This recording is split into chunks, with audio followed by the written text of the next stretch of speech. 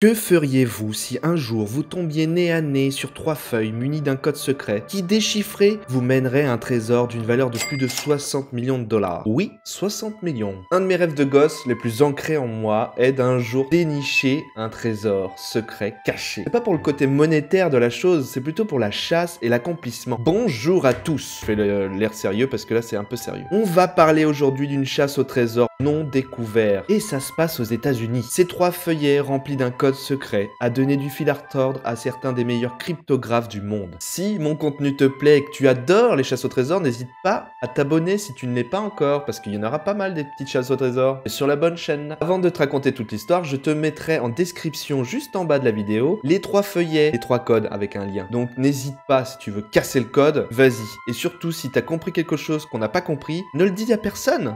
C'est beaucoup trop d'argent. Ou tu peux me le dire à moi, à mon mail. Pour rester dans le même thème, j'avais une vidéo que j'ai mis dans ma chaîne il y a quelques années maintenant, qui est sur le pirate la Buse, qui est à peu près le même code. Je te mets l'affiche là, je pense que ça va t'intéresser. Certaines scènes de la vidéo ont été scénarisées pour plus d'immersion. C'est parti.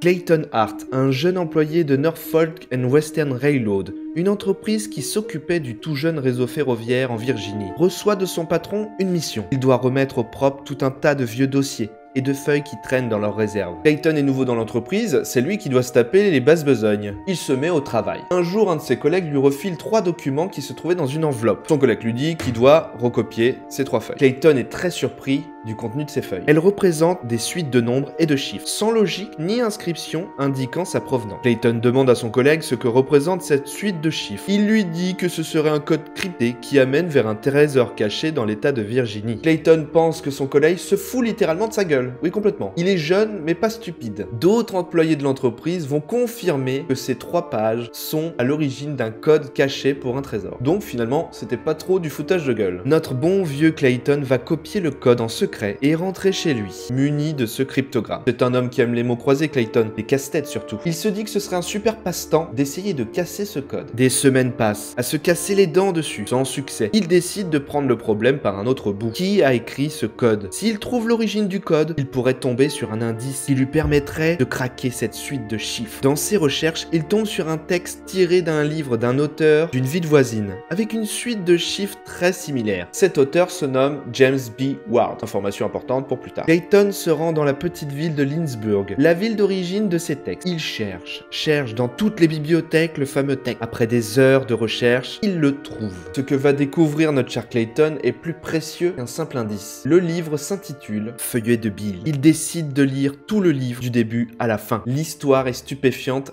En 1821, un dénommé Thomas Bill part chasser le bison et plusieurs autres bêtes en compagnie d'une trentaine de chasseurs trappeurs comme lui. Nous sommes en Virginie, les bisons sont très nombreux. Thomas pense pouvoir vendre les peaux de bêtes et passer tout l'hiver avec l'argent. Un jour, au cours d'une expédition, il tombe sur une grotte. Et dans cette grotte, il découvre avec stupeur un énorme filon de pierres précieuses et d'or. La bande de trappeurs est folle de joie. Le jackpot! Des tonnes et des tonnes de matériaux précieux. Pendant des semaines et des semaines, ils extraient une importante quantité d'or et d'argent. Que vont-ils faire de tout cet or? On parle de tonnes. Lors d'une réunion dans leur camp de fortune dans les montagnes, ils exploitent toutes les possibilités concernant le précieux trésor. Thomas Bill et les trappeurs n'ont pas du tout confiance aux banques. Ils n'étaient pas les seuls à l'époque. On était encore au début du système bancaire, les banques n'étaient pas fiables et se faisaient braquer toutes les 5 minutes. Comme dans les films de western. Totalement. C'est l'époque. Alors le transporter, trop compliqué. On parle de tonnes et de tonnes de matériaux précieux. Je parle pas des vols, laisse tomber.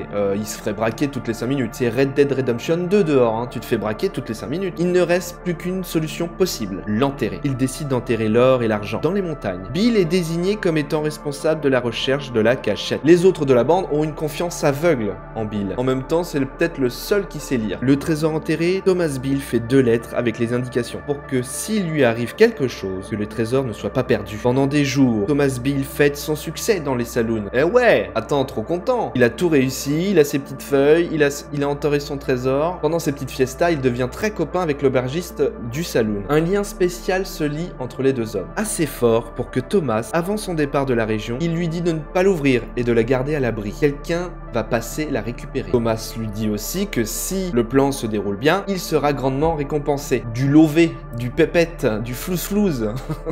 Thomas Bill parti, les jours et les semaines passent. Il reçoit une lettre de son ami. Il y est écrit dans cette lettre: ici Thomas Bill, voici les informations importantes. Si dans 10 ans personne n'est venu réclamer le coffret, tu pourras l'ouvrir. Il contient des documents codés qui ne peuvent être déchiffrés qu'à l'aide d'une clé. L'aubergiste, après ça, n'a plus de nouvelles du trappeur. C'est une personne très honnête, cet aubergiste, car il va mettre 23 ans à ouvrir le coffre. Ou alors il a complètement zappé, hein, au bout de 23 ans, il s'est dit: ah merde, putain, la boîte. Oh, on peut se demander ce qui s'est passé pour Thomas Bill. Pourquoi il n'est pas revenu? Et pourquoi personne n'est revenu chercher cette boîte? Est-ce qu'il a été tué par des Indiens? Est-ce que c'est des gens de sa bande qui l'auraient tué pour le trésor? Personne n'est jamais venu récupérer la boîte. Il décide de l'ouvrir. À l'intérieur de celle-ci, l'aubergiste souffle sur la poussière accumulée. Il trouve 3 feuillets codés et numérotés accompagnés d'une lettre. Dans cette lettre, Thomas Bill explique le trésor, la chasse au bison, la grotte, etc. et indique que la première feuille codée indique l'emplacement du trésor. Le deuxième code, le contenu du butin. Et le troisième, l'héritier du trésor. Toujours dans le livre, Taylor apprend que la boîte sera trimballée de main en main jusqu'à arriver dans celle du cryptographe amateur qu'on va nommer David. Ce David va avoir une idée lumineuse. Les nombres sur les pages seraient la position des lettres dans un livre référence. Le livre référence serait la clé pour casser le code. Donc, il faut trouver ce livre. Nous étions en 1820 aux États-Unis quand le code a été créé. Notre homme entreprend d'éplucher en priorité les ouvrages les plus courants, comme la Bible, des dictionnaires ou des textes célèbres. Bingo! Il a trouvé. Il est tombé sur le bon texte. Ce texte, c'est la déclaration d'indépendance des États-Unis d'Amérique.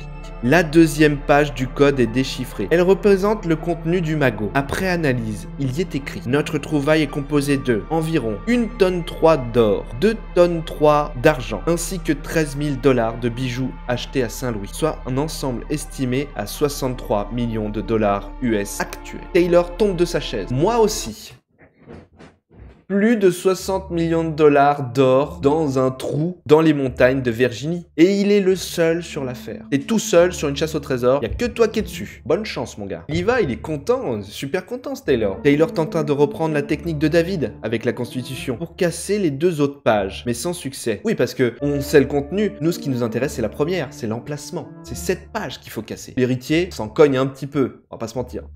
On s'en fout de savoir qui c'est. On veut l'emplacement. Il essayera des années durant, avec des tas et des tas de documents, livres et romans de l'époque. Rien n'y fait. Les 2 autres feuillets restent indéchiffrables. Mais où est ce trésor? Se répète-t-il tous les soirs. Taylor est rongé par cette quête sans fin. Mais il n'abandonne pas et veut essayer une autre méthode. Ce que j'aime et j'admire chez ce Taylor, c'est sa persévérance. Il trouvera toujours un moyen nouveau pour percer ce code. Il demande à l'aide d'un médium. Et oui, c'est bien connu, ils savent des choses que nous ne savons pas. Le médium de Saint-Louis lui dit qu'il a eu une vision et qu'il connaît l'emplacement du dit trésor. Il se rend dans les montagnes au petit matin. Le médium lui indique un creux entre 2 sommets. C'est assez vallonné, difficile d'accès. Taylor se demande comment ces mecs-là ont pu transporter des tonnes d'or dans une montagne aussi abrupte. Il commence à douter du médium. Mais le médium n'en démord pas. Il dit c'est là, à côté d'un bosquet, il faut creuser là. Taylor creuse pendant une bonne heure. Rien, des cailloux, de la terre. Il a affaire à un escroc. Il vient de comprendre, lui faisant son spectacle. Le médium a peur pour sa vie. Il voit ce trou creusé et se dit qu'il peut bien finir dedans. Il se regarde, mais Taylor n'est pas comme ça. Déçu, il rentre chez lui. Il s'est fait arnaquer alors qu'il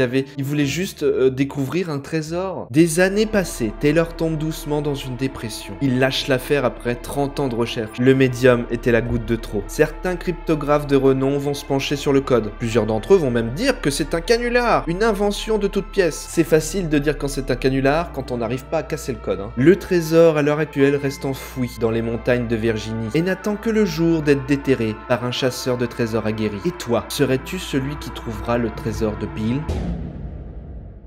Quelle histoire, mes amis, mais quelle histoire! J'ai adoré cette histoire de A à Z parce qu'il y a la vie de Taylor qui a tout fait pour trouver ce trésor. Thomas Bill qui a trouvé des tonnes d'or, qui l'a caché comme un vrai pirate. Abonne-toi à la chaîne si ce n'est pas encore fait. J'espère que cette vidéo t'a inspiré et diverti. Je reviens très vite pour une nouvelle histoire mystérieuse.